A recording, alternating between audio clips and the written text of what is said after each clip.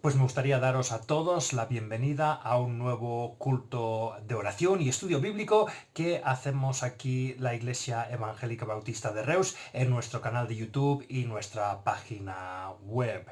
Si sois nuevos, si esta es la primera vez que acudís a uno de nuestros cultos de una forma virtual, pues para que sepáis, comenzamos con una oración, luego hay una meditación de la palabra de Dios, de la Biblia, y por último pues dan los temas de oración y cada uno en sus casas pues puede orar individualmente o con los miembros que hay en su casa de esos temas que estamos pidiendo como iglesia en estos momentos. Como sabéis, esta es una semana de alegría para nosotros. Es verdad que el culto de oración sí que lo seguimos haciendo de esta forma online, pero como ya anunciamos la semana pasada, este domingo vamos a abrir la iglesia de una forma parcial según lo que hemos ido informando a cada uno de los miembros durante esta semana, y pues me gustaría que en nuestro tiempo de oración al final pues diéramos gracias porque ya podemos abrir nuevamente la iglesia, pero pedir sabiduría al Señor para que todo pueda ir bien y que poco a poco pues ya podamos ir abriendo la iglesia de una forma más pública, y que pronto, si es la voluntad de Dios, pues que todos nos podamos reunir juntos nuevamente en la iglesia. Pues antes de pasar al estudio de la Biblia esta mañana, pues me gustaría tener un momento de oración. Padre, te damos gracias por esta nueva oportunidad de reunirnos. Después de estos 3 meses seguimos reuniéndonos de una forma virtual, pero te damos gracias por estas herramientas que nos has dado para que podamos seguir estudiando tu palabra juntos, podemos seguir orando juntos, Señor, y gracias porque, como hemos dicho en otros momentos, la unión que tenemos no se basa en estas nuevas tecnologías, sino en ti, Señor. Estamos juntos porque estamos unidos en ti y te damos gracias por eso. Te damos gracias, Padre, porque tú nos has seguido ayudando y cuidando durante estos meses. Y gracias, Padre, porque como hemos estado diciendo, ya podemos abrir la iglesia, aunque sea de una forma parcial este fin de semana, pero alabamos tu nombre porque nos vamos a poder volver a reunir. Y te pedimos, Padre, pues que tú vayas solucionando todas las dificultades para que esta pandemia pues vaya cada vez a menos. Y gracias porque por ahora, Señor, pues parece que está bajo control gracias a tu misericordia, pero te pedimos, Padre, que pronto cada vez más podemos ser más personas que nos podemos reunir y adorar tu nombre en la iglesia juntos. Gracias, Señor, por lo que hemos estado estudiando en estos cultos, en estos salmos que hemos estado estudiando en los últimos meses, y te pedimos, Padre, pues que tú nos sigas hablando a través de tu palabra.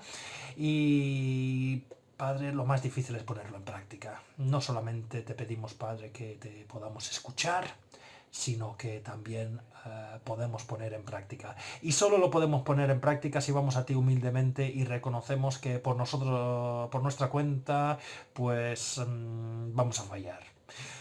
Lo ponemos en tus manos y te pedimos que tú nos des la humildad para que tú vayas trabajando en nosotros y que lo que vayamos aprendiendo la podamos poner en práctica.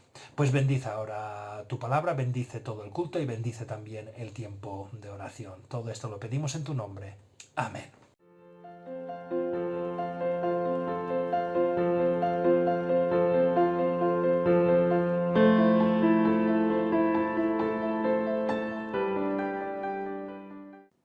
Pues vamos a continuar con nuestros estudios sobre mis salmos favoritos, y estamos en ese grupo de salmos, 15 salmos desde el Salmo 120 en adelante, que son conocidos como los salmos graduales. Y hoy voy a leer el Salmo 127, que en la nueva versión internacional, que es la versión que estoy siguiendo yo, dice Cántico de los peregrinos de Salomón. Dice así: si el Señor no edifica la casa, en vano se esfuerzan los albañiles. Si el Señor no cuida la ciudad, en vano hacen guardia los vigilantes. En vano madrugáis y os acostáis muy tarde para comer un pan de fatigas, porque Dios concede el sueño a sus amados. Los hijos son una herencia del Señor, los frutos del vientre son una recompensa. Como flechas en las manos del guerrero son los hijos de la juventud. Dichosos los que llenan su aljaba con esta clase de flechas. No serán avergonzados por sus enemigos cuando litiguen con ellos en los tribunales. Pues como podéis ver, continuamos con nuestros estudios de los salmos graduales, los salmos de ascensión. Como ya he explicado en otros momentos, y no voy a entrar en detalle ahora, son esos salmos que cantaban los peregrinos cuando iban de camino a Jerusalén para celebrar las diferentes festividades religiosas que se celebraban en diferentes momentos del año en la ciudad de Jerusalén. Y hoy llegamos a uno de mis salmos favoritos, no solamente de los salmos graduales, sino en general es uno de mis salmos favoritos. Es un salmo que habla de construir una casa. Es un salmo que habla de proteger la ciudad. Es un salmo que habla acerca de trabajar, del trabajo. Y como digo, es uno de mis salmos favoritos, pero creo que en estos momentos es un salmo que hacemos bien, tanto los cristianos como los que no se consideran cristianos, de mirar lo que nos dice el Señor en este salmo. Estamos saliendo de la pandemia. Estamos entrando en la nueva normalidad. Y nos están diciendo que es hora de reactivar el país, reconstruir la economía, volver a, como decimos, esta nueva normalidad. Es un nuevo inicio. Y creo que es muy importante que tengamos en cuenta lo que nos dice Dios en este salmo acerca de iniciar estos proyectos. No sabemos cuándo se escribió este salmo. El título pone Cántico de los Peregrinos de Salomón. Hay algunos que entienden que Salomón escribió este salmo y como Salomón era el rey que construyó el templo, tiene sentido que comience el salmo diciendo si el Señor no edifica la casa. Pero cuando vemos un título y dice de Salomón, no necesariamente significa que fuera escrito por esa persona. También la idea de Salomón en el original indica que está en el estilo de Salomón. Entonces hay otros que piensan que no, está escrito en el estilo del rey Salomón, pero se escribió cuando los israelitas volvieron a Jerusalén. Ya vimos la semana pasada que en algún momento de la historia de Israel fueron conquistados por Nabucodonosor, la ciudad fue arrasada, pero unos 70 años más tarde los judíos pudieron volver a su ciudad y reedificar su ciudad. Y también entienden que habla de la construcción porque está hablando de la reconstrucción de Jerusalén. No es realmente importante saber cuándo se escribió, porque lo que vamos a ver en el Salmo es, no importa cuándo hacemos el proyecto, sino con quién hacemos el proyecto. Pues teniendo eso en cuenta, vamos a hablar entonces hoy de los nuevos inicios. Como he dicho, estamos entrando en una nueva etapa. Están haciendo reuniones en el Parlamento, en una comisión de reconstrucción. Cada uno quizás estamos volviendo a nuestros trabajos y nos están diciendo, vale, las cosas se tienen que hacer de una forma diferente ahora. Dios mediante, vamos a abrir la iglesia de una forma parcial este domingo. ¿Cómo debemos afrontar esta nueva realidad los cristianos? Creo que es importante tener en cuenta que si no seguimos las instrucciones que vemos en este salmo, sea cual sea nuestra situación, sea que seamos cristianos, sea que no seamos cristianos, si no seguimos las instrucciones de este salmo, al iniciar esta nueva etapa, esta nueva normalidad, estamos condenados al fracaso. Este salmo se divide claramente en dos partes. La primera parte son los primeros dos versículos, que podemos decir que es una parte teórica. El Señor muestra tres ejemplos que demuestran qué es lo que pasa si no tenemos a Dios en cuenta en nuestras vidas. Y luego, los versículos del 3 al 5, Dios pone un ejemplo práctico que muestra a cada israelita que por mucho que ellos se afanan para hacer las cosas, si no es Dios, van a reconocer en este ejemplo práctico que van a fracasar. Pues con la ayuda de Dios vamos a mirar estas dos partes esta tarde. La palabra que mejor resume este salmo es la palabra vanidad. Y eso es lo que vamos a ver durante esta primera parte del Salmo, estos tres ejemplos. El primer ejemplo que pone es en el versículo 1. Si el Señor no edifica la casa, en vano se esfuerzan los albañiles. O, si miramos la traducción en la versión Dios habla hoy, si el Señor no construye la casa, de nada sirve que trabajen los constructores. Como estoy diciendo, estamos en una nueva etapa, en una etapa de reconstrucción. Estamos reconstruyendo nuestras vidas, nuestra sociedad, para adaptarla a la nueva normalidad. Como he dicho, se están reuniendo los políticos en el Congreso para ese grupo de la reconstrucción del país. Hay muchas empresas que se están reuniendo para reconstruir la empresa de cara a esta nueva normalidad. Y como he dicho, vamos a abrir la iglesia en esta nueva normalidad y quizás tenemos que reconstruir o hacer cosas de una forma diferente. Y la primera cosa que nos deja claro este salmo es que si el Señor no está involucrado en ese proceso, es vano. O como dice la versión Dios habla hoy, no sirve de nada. Ahora, hay una cosa que quiero resaltar de este versículo común, porque muchas veces, sobre todo los cristianos, lo leemos mal. Pensamos, si Dios no me ayuda, esto no va a funcionar. Y el versículo no dice esto. Vamos a leer el versículo otra vez. Si el Señor no edifica la casa, tengamos esto en claro. Dios no nos ayuda a edificar la casa. Si no queremos que sea inútil nuestro esfuerzo, no tenemos que pedir a Dios que nos ayude, sino tenemos que ir a Dios y decir, Dios, edifica esto tú. Pongo el ejemplo de la iglesia. Vamos a abrir la iglesia ahora. Y quizás podamos tener unas ideas y decir, oye, pues ahora en esta nueva normalidad podemos hacer esto, podemos hacer lo otro. Y podemos tener ideas, no lo niego. Pero la realidad es que no vayamos con las ideas y diciendo, Señor, ayúdanos a implementar estas ideas. Señor, ayúdame a hacer esto. No. Es, Señor, hazlo tú. Yo sencillamente soy el albañil. Yo sencillamente soy un mandado que tiene que seguir lo que tú has dicho. Tú eres el jefe de obra. Tú eres el arquitecto. Tú me pasas los planes y yo hago conforme a lo que tú me digas. Como cristianos, demasiadas veces tenemos esta doble personalidad. Y decimos, sí, Dios es mi Dios, pero es para ayudarme. No, este salmo deja claro una cosa, es Dios el que edifica. Y si sencillamente como cristianos decimos, Dios, ayúdame de vez en cuando, pues lo siento, es inútil lo que hacemos como miembros de una iglesia, como individuos.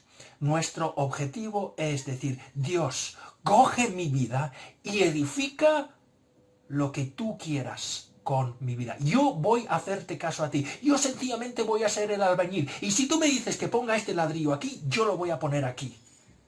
Demasiadas veces, y yo me pongo en primer lugar, es que yo digo, el ladrillo va a ir aquí, Señor, y ayúdame a colocarlo aquí. No, eso no es lo que está diciendo el Salmo. El Salmo dice, si el Señor no edifica la casa, es inútil lo que estamos haciendo.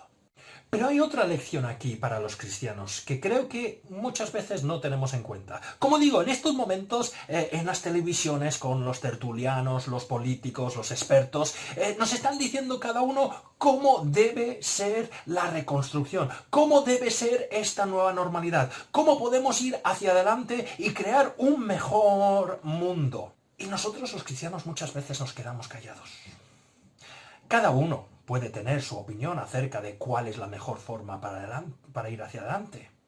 Pero los cristianos tenemos el deber de proclamar, y no digo el deber, sino la obligación de proclamar que este mundo, esta sociedad en la que vivimos, quiere construir algo que perdurará, pues Dios tiene que ser el centro de esta sociedad.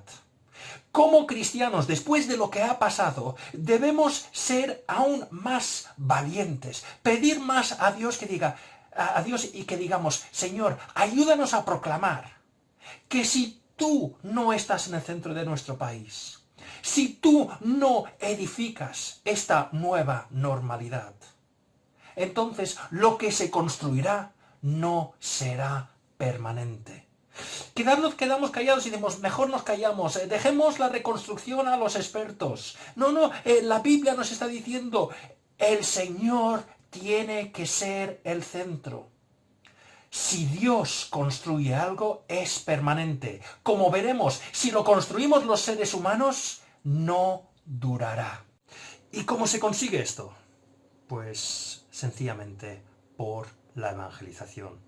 Los cristianos debemos, como he dicho antes, pedir más valentía, más fuerzas al Señor para evangelizar, para proclamar que lo que necesita esta sociedad es que el Señor, Dios, sea Rey de muchas vidas.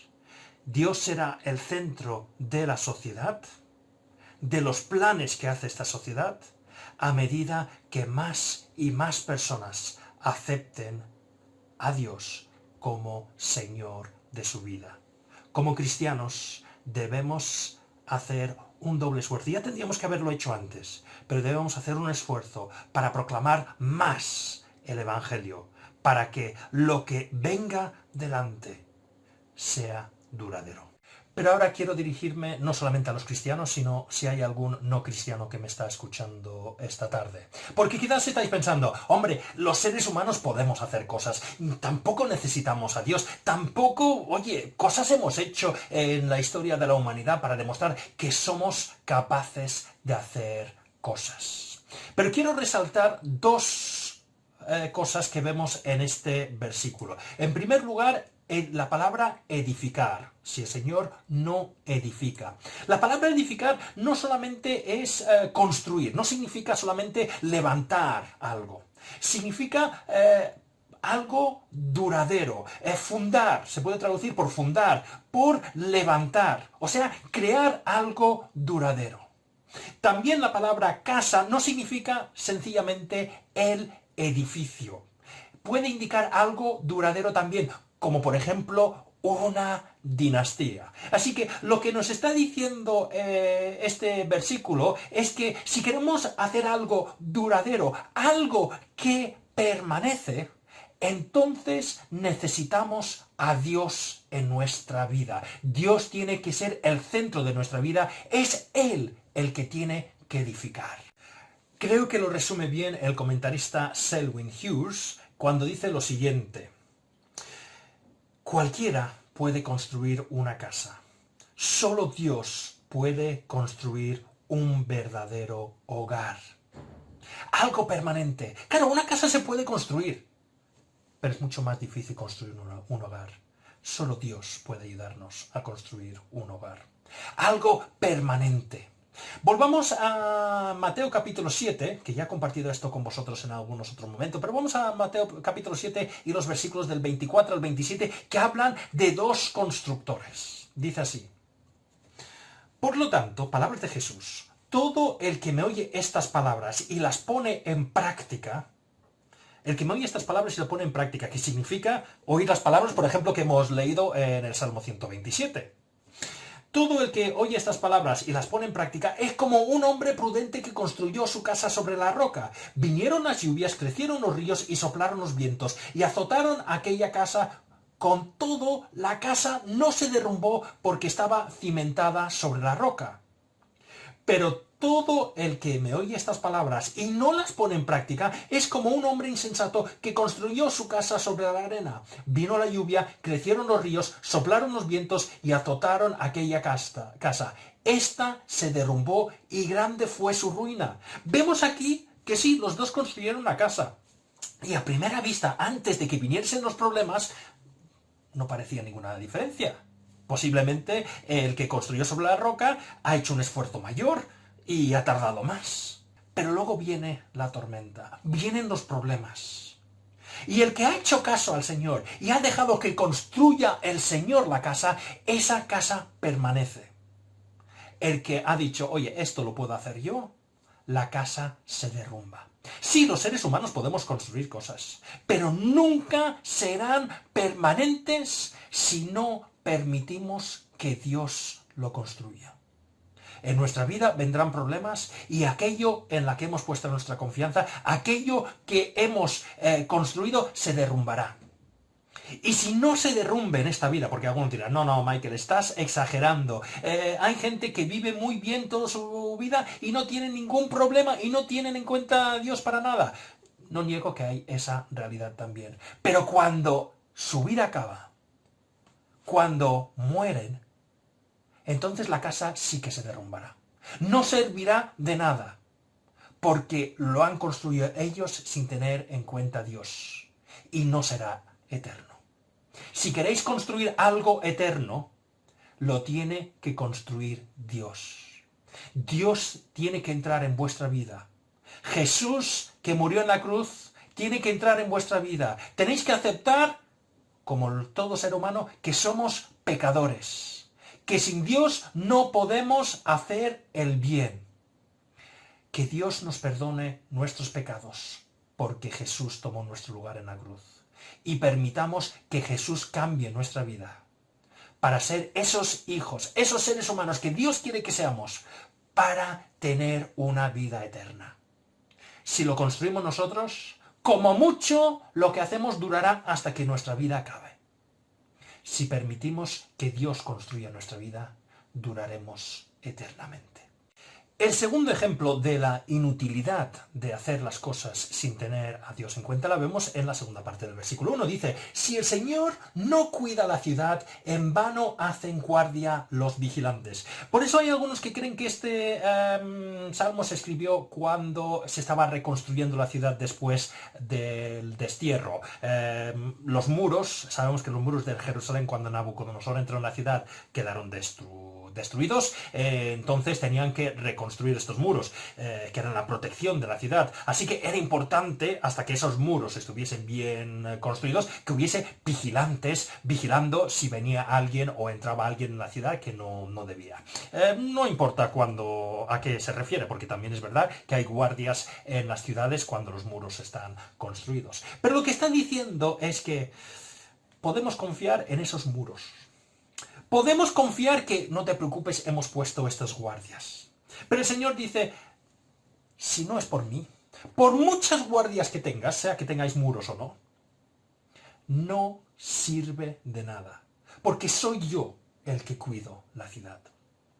Y volviendo a nuestra situación en estos momentos, muchas veces en una situación de crisis como la que estamos viviendo ahora, pues intentamos proteger lo que tenemos. No solamente reconstruir, sino, oye, hay que reconstruir, pero lo poco que yo tengo hay que protegerlo. Y hay que proteger todo lo que tenemos. Y vemos cómo cada país está intentando, muchas veces cuando vemos las noticias, proteger lo suyo. Y el Señor está diciendo, podéis intentar proteger lo vuestro. Pero si yo no estoy ahí, no servirá de nada. Esos muros que os ponéis, esas protecciones en las que confiáis, no sirven de nada si no estoy yo. Los seres humanos estamos dados a rodearnos de protecciones. Vivimos en un mundo que da miedo, en un mundo donde hay problemas, e intentamos rodearnos. Pero la realidad es que por mucho que nos rodeamos, si no es por el Señor, esas protecciones no servirán. Jerusalén fue atacada muchas veces en su historia, teniendo muros. Y si no fue conquistado hasta que Nabucodonosor lo conquistó, fue porque el Señor no lo permitió. Hay un momento antes de que Nabucodonosor conquista Jerusalén, unos siglos antes, donde venían los asirios a conquistar Jerusalén. Y Jerusalén en ese momento tenía muros y protección, y los israelitas sabían que no servía de nada, que los asirios los iban a conquistar. Y van al Señor, el rey va al Señor y dice, Señor, ayúdanos. Y es el Señor el que hace que entre un virus, una enfermedad en el ejército de los asirios, que diezma a ese ejército y se tienen que volver a casa. Los muros no hubiesen servido de nada. Fue el Señor el que salvó a los israelitas en ese momento. Y si Nabucodonosor pudo conquistar Jerusalén en el momento que lo conquistó, era porque el Señor lo permitió por el pecado de los israelitas en ese momento. Hemos de confiar en el Señor. Yo soy padre. Es imposible. Yo intento proteger a mis hijos constantemente. Y todos los padres escucharán cómo nuestros hijos nos dicen, es que nos sobreprotegéis. Y es verdad, los sobreprotegemos muchas veces. Pero yo, como padre, aunque intente proteger a mis hijos, tengo que llegar a la conclusión de que me es imposible protegerles al 100%. Puedo poner todos los muros, todas las protecciones a mis hijos posible, pero en último lugar tengo que confiar en el Señor y decir, Señor, protege tú a mi familia, porque realmente todas las protecciones que nos podemos poner realmente son vanos si no está el Señor con nosotros. Recordemos que este salmo está hablando de la vanidad, la inutilidad de hacer las cosas sin que Dios sea el centro del proyecto. Lo hemos visto al principio, la reconstrucción. No sirve de nada construir la ciudad, no será permanente si Dios no lo construye. La segunda parte hemos visto la protección. De nada sirve que intentemos construir estos muros de protección si Dios no nos está protegiendo. Y el tercer ejemplo que pone el salmista es el trabajo. Estamos todos volviendo a nuestros trabajos y estoy seguro que estáis viviendo experiencias similares en los trabajos. Oye, se ha perdido dinero durante estos 3 meses, así que tenemos que trabajar más para recuperar lo que se ha perdido, para que la empresa vuelva a ser viable. Y tanto los que están en dirección como los trabajadores, pues tienen ansiedad. Oye, ¿la empresa tirará hacia adelante? ¿Cómo podemos recuperar las ventas que hemos perdido? Y quizás nos estamos ansiando, oye, hay que trabajar más, hay que hacer el doble para recuperar lo que se ha perdido. Pues, ¿qué nos dice este salmo acerca del trabajo? Dice así, el versículo 3 de este salmo, el versículo 2 dice, en vano madrugáis y os acostáis muy tarde para comer un pan de fatigas, porque Dios concede el sueño a sus amados. Nuevamente vemos la palabra vano. Es inútil. Está diciendo, es inútil que os levantéis muy temprano y que os acostéis muy tarde. Es inútil que digáis, oye, mira, hay que recuperar todo lo que se ha perdido trabajando 20 horas al día. No, no, no, no. ¿Para qué? Para comer un pan de fatigas, o como dice la nueva versión, la versión Dios habló hoy, y comer un pan ganado con dolor. Si somos sinceros, muchas veces el trabajo es ganarnos el pan diario con dolor, con cansancio, con ansiedad. Quiero que se entienda esta idea correctamente. La Biblia en ningún momento menosprecia el trabajo. Todo lo contrario, la Biblia deja claro que el ser humano ha sido creado para realizar labores. No ha sido creado para sentarse, no hacer nada y que Dios proveerá todo. Hay partes de la Biblia donde el Señor tiene que hablar seriamente con ciertas personas que están pensando, bueno, Dios ya me lo proveerá todo, yo no tengo que hacer nada. No, no, la Biblia deja claro que hemos de trabajar para ganarnos nuestro pan diario. Ahora, lo que está diciendo este salmo es que si Dios no es el centro de nuestro trabajo, es vano nuevamente lo que estamos haciendo. Trabajaremos mucho, nos levantaremos temprano y nos acostaremos tarde por la noche, pero no nos servirá de nada. Pero si Dios es el centro de nuestra vida, si Dios es el centro de nuestro trabajo, entonces dice, porque Dios concede el sueño a sus amados. Trabajaremos, pero no nos quitará el sueño. No estaremos ahí ansiosos diciendo, ¿cómo vamos a tirar hacia adelante esta empresa? ¿Cómo vamos a recuperar lo que se ha perdido? No, no, no. El Señor ya se ocupará de eso. Vamos a mirar algunos versículos que hablan de esto. Primera de Pedro, capítulo 5 y el versículo 7 dice, depositad en Él toda ansiedad, porque Él cuida de vosotros. ¿Tenemos preocupaciones? ¿Somos directores de una empresa o estamos trabajando en una empresa y tenemos preocupaciones por el futuro? No nos ansiemos, sino vayamos al Señor y digamos, Señor, tú sabes cuál es la situación. Yo te presento aquí mi ansiedad, pero tú eres el centro. Tú eres el que me va a dirigir, dirigiendo esta empresa o trabajando en esta empresa. Y entonces ya no es en vano lo que estoy haciendo. Ya descanso tranquilamente. Proverbios capítulo 10 y el versículo 22 dice así: la bendición del Señor trae riquezas y nada se gana con preocuparse. Esforzándonos nosotros no vamos a ganar nada. Demos las cosas al Señor y confiemos en Él. Y recordemos Mateo capítulo 6, los versículos del 25 al 34. Versículos que conocemos bien, pero son preciosos, realmente son preciosos. Tanto para los cristianos como si hay algún no cristiano, estas promesas son para ti también si te acercas a Dios. Dice así: por eso, son palabras de Jesús, por eso os digo, no os preocupéis por vuestra vida, qué comeréis o beberéis, ni por vuestro cuerpo, cómo os vestiréis. ¿No tiene la vida más valor que la comida y el cuerpo más que la ropa?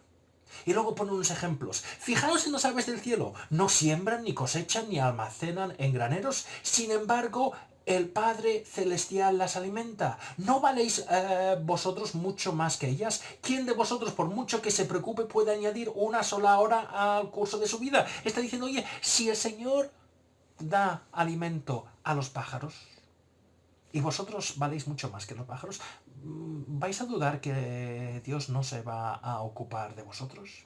Continúa, versículo 28. ¿Y por qué os preocupáis por el vestido? Observad cómo crecen los lirios del campo. No trabajan ni hilan. Sin embargo, os digo que ni siquiera Salomón, con todo su esplendor, se vestía como uno de ellos. Si así viste Dios a la hierba que hoy está en el campo y mañana es arrojado al horno, ¿no hará mucho más por vosotros, gente de poca fe? Mirad las flores, se están diciendo, flores que se secan en un día y son quemados. Y tienen vestidos más preciosos que el gran rey Salomón, el más grande, el rey más rico de Israel. Y está diciendo Jesús, Salomón ni se vistió con tanta gloria como las flores del campo. Pues si Dios provee para las flores del campo, ¿no va a proveer para vosotros? Continúa así. Versículo 31. Así que no os preocupéis diciendo qué comeremos o qué beberemos o qué nos vestiremos. Los paganos, los que no creen en Dios, andan tras estas cosas. Pero el Padre Celestial sabe que necesitáis de esto. Dios sabe lo que necesitamos cada uno. Y como un buen padre va a proveer de esas cosas. No pensemos que Dios no sabe lo que nos falta ni nuestras preocupaciones. Él lo sabe y como buen padre ya se ocupará de proveernos, no necesariamente de lo que queremos, pero siempre de lo que necesitamos.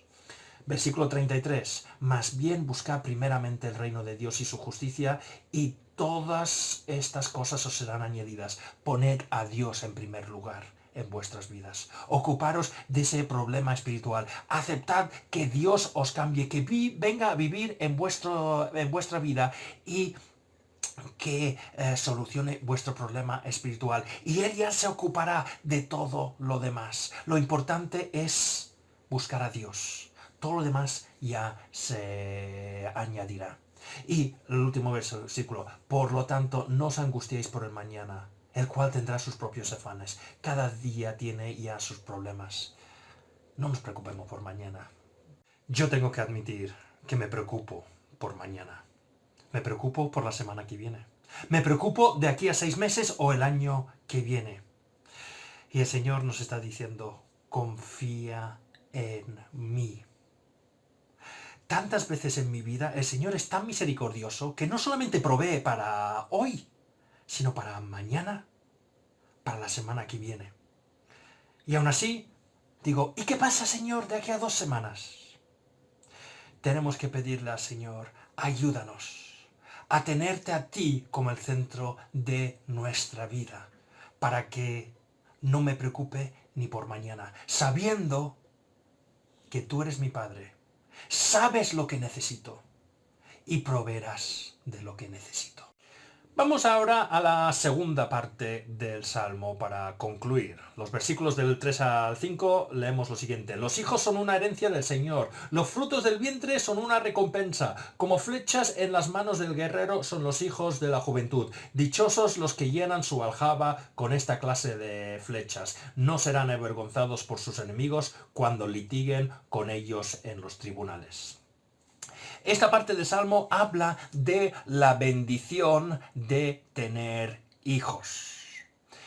Y algunas veces esto puede chocar esta parte del Salmo, porque dice, ¿qué tiene que ver con la primera parte? Si está hablando en la primera parte de que pongas a Dios en el centro, que Él ayudará a que construyas algo permanente, te protegerá, te bendecirá en el trabajo, y de repente comienza aquí a hablar de la bendición de tener hijos. Es como si hay dos salmos que se han unido y no tienen nada que ver una parte con la otra. Pues sí que tiene que ver una parte con la otra. Porque realmente esta segunda parte del Salmo está mostrando lo que Dios ha dicho en la primera parte de una forma práctica que los judíos entenderían muy bien. Como he dicho antes, para un judío los hijos eran una bendición. Y no quiero que se entienda solamente que son una bendición en el sentido moderno de la palabra que damos de tener hijos y que sean una bendición. No es solamente esa bendición porque les amamos, el gozo que nos traen nuestros hijos, ese disfrutar al verles crecer, cambiar de etapa, todo eso que vemos que es la bendición, entre muchas otras cosas, de tener hijos. Obviamente hay ese aspecto para los judíos también, pero había otra cosa que quizás en la sociedad moderna no entenderíamos. Vivimos en una sociedad donde si nos faltan las cosas, pues aunque cada vez quizás un poquito más complicado, tenemos un estado de seguridad social, que hay una red ahí para protegernos de los peligros más graves de quedarnos sin ayuda en esta sociedad. Pero antiguamente eso no existía. No existía, por ejemplo, la pensión. Cuando tú ya no podías valerte por ti mismo, ya no podías trabajar como trabajabas antes en el campo, pues tu, digamos, plan de pensiones eran tus hijos, era tu familia. El hecho de que tú tenías hijos te garantizaba que había alguien para cuidarse de ti, ocuparse de ti en la vejez. Si no tenías hijos, tenías un problema. No sabías cómo ibas a mantenerte durante los últimos años de tu vida. Un ejemplo de esto lo vemos en el libro de Ruth, en el Antiguo Testamento. Este libro explica la historia de Ruth y su suegra Noemí. Ruth estaba casada, obviamente, con el hijo de Noemí, pero vemos durante la historia que tanto el marido de Noemí como el marido de Ruth mueren sin que Ruth haya tenido hijos. Y claro, hay la situación que Noemí llega un momento de decir a Ruth, oye, Ruth, tú eres joven, aléjate, yo ya no tengo esperanza, ¿vale? Yo ya soy mayor, pero Ruth, tú eres joven, vete y cásate con alguien, otra persona, y al menos tendrás un futuro. Yo no tendré esa alegría de tener un futuro. Mi vida realmente se ha acabado porque tanto mi marido como mi hijo han muerto. Pero Ruth se queda con Noemí. Y vemos toda la historia que finalmente Ruth se casa con otra persona y Ruth tiene un hijo. Y vemos lo que dicen acerca de Noemí en los últimos versículos de este libro. Dice Ruth capítulo 4, los versículos del 13 al 15, dice así. Así que Booz tomó a Ruth y se casó con ella. Cuando se unieron, el Señor le concedió quedar embarazada, de modo que tuvo un hijo.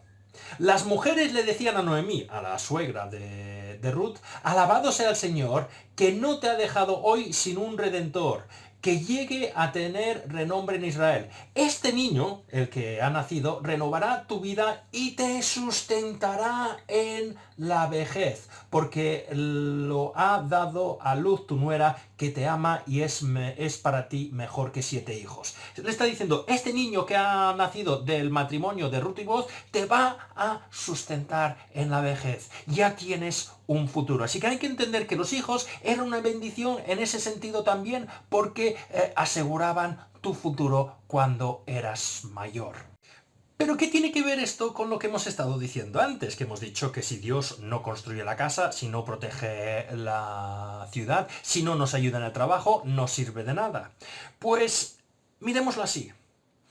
Nosotros podemos, o en esa época los judíos, podían construirse grandes casas. Podían proteger su ciudad, como hemos dicho. Podían trabajar mucho. Pero si al llegar a la vejez no tenían hijos, tenían un problema serio. No tenía quien les pudiese cuidar, mantener y proveer cuando ya no tenían las fuerzas para trabajar.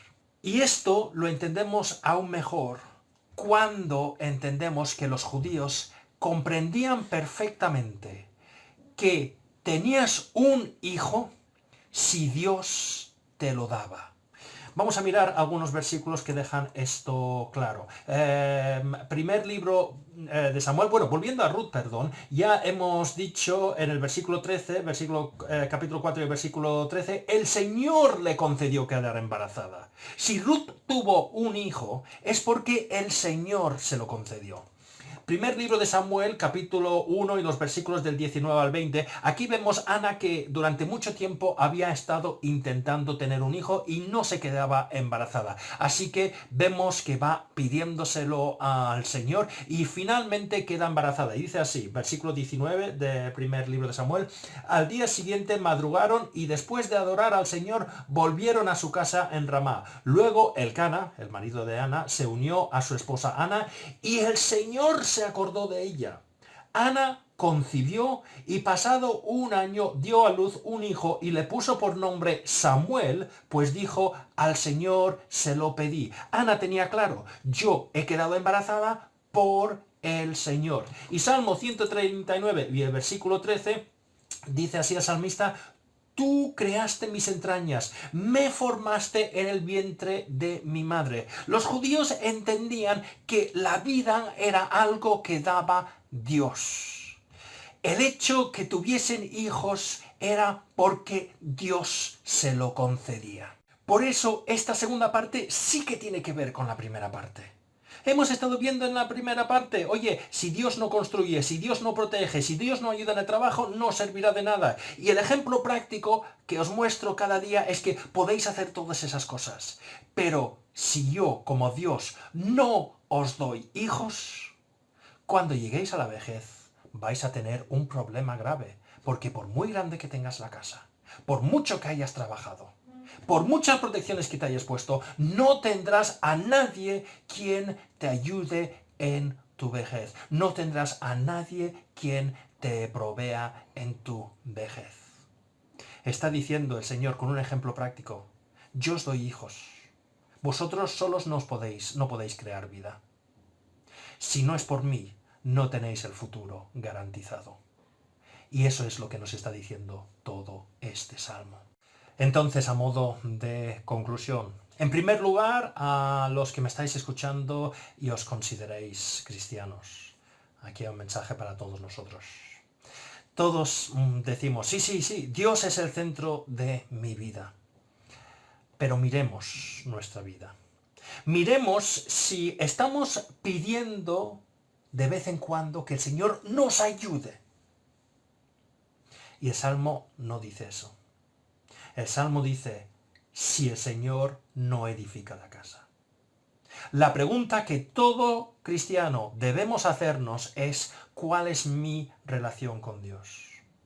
¿Él es el jefe? ¿Él es el arquitecto? Como digo, el jefe de obras, y yo sencillamente soy un albañil que tiene que poner el ladrillo donde me lo dice el Señor. O yo estoy organizando mi vida a mi manera, yo estoy construyendo mi vida, y de vez en cuando la cosa se complica, ya le pediré ayuda a Dios. Eso no es lo que nos enseña la Biblia. Dios es el que construye. Porque si no, lo que estamos construyendo, lo que estamos haciendo en nuestras familias, en nuestros trabajos, en la iglesia, no permanecerá. Y a los no cristianos, el mensaje también es el mismo. Muchas veces pensamos, no, nosotros podemos solucionar este problema. Nosotros ya reconstruiremos la sociedad después de esta pandemia. Ya reconstruiremos la economía. Ya trabajaremos mucho y ya lo solucionaremos todo. Pues la realidad es que si Dios no es el centro de ese proyecto de recuperación, si Dios no nos está protegiendo, si Dios no es el centro de nuestro trabajo, como vimos al principio, sí, podremos construir una casa, como el necio que construyó la casa sobre la arena. Y podemos decir, mira, he construido la casa, no pasa nada. Pero no será permanente. Llegarán las tormentas en esta vida y se derrumbará. Incluso cuando digáis, pues yo no creo eso, yo creo que todo lo que tengo me servirá para toda mi vida. Llegará un momento que tu vida acabará. Y lo que hemos construido en este mundo, casas, riquezas, ciudades, nombres, lo que sea, no servirá delante del Señor. Entonces sí que se derrumbará. Si queremos algo permanente, hemos de ir a Dios y decir, Dios, entra en mi vida. Límpiame de mis pecados. Sé rey de tu vida. Ayúdame a construir, o mejor dicho, construye en mí una vida que te agrade a ti. Una vida que es permanente, para que yo pueda pasar la eternidad contigo. Amén.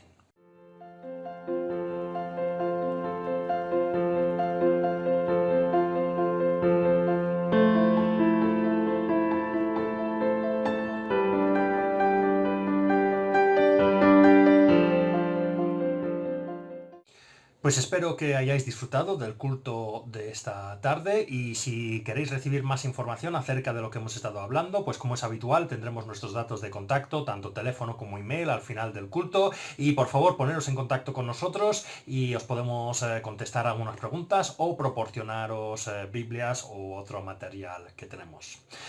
Pues vamos a pasar al tiempo de oración, como he dicho, vamos a orar por los temas que hemos estado orando, que están en la página web, pero me gustaría añadir pues el tema principal de este fin de semana, que es la apertura de la iglesia. En primer lugar, dar gracias a Dios porque podemos volver a reunirnos, gracias a Dios porque está ayudando a solucionar este tema del coronavirus o ayudando a controlarlo para que podamos reunirnos, pero sí que me gustaría que pidiésemos al Señor que nos vaya dando sabiduría, que vaya ayudando a los expertos y los gobernantes para que cada vez pues podamos ser más las personas que podemos reunirnos en la iglesia, los que no pueden venir en estos momentos, que ya hemos comentado a ellos las razones por las cuales no pueden venir, pues orar para que cada vez podamos ser más y alabar al Señor todos juntos.